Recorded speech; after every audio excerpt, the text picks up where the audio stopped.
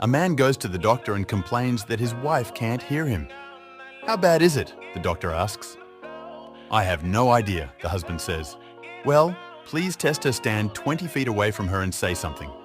If she doesn't hear you, get closer and say the same thing.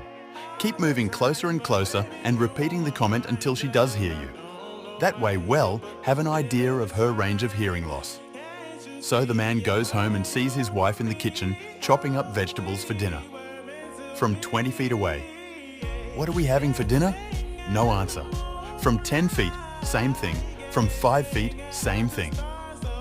Finally, he's standing right behind her. "What's for dinner?" She turns around, looks at him and says, "For the 4th time, beef stew."